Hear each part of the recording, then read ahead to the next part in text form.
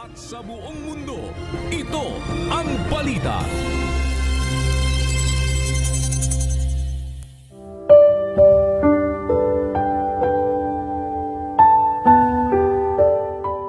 Purihin ninyo ang Panginoon o mangagpasalamat kayo sa Panginoon sapagkat siya'y mabuti, sapagkat ang kanyang kagandahang loob ay magpakailanman.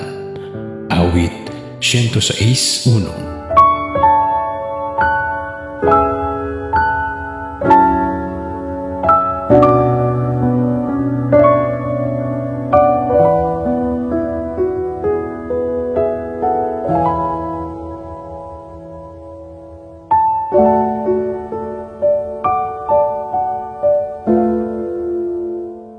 Sa ngalan po ni Kuya Daniel Razon, ako si Grace Cassin Cosare at dito sa UNTV, Diyos ang aming sandigan, serbisyo publiko ang aming pinahahalagahan.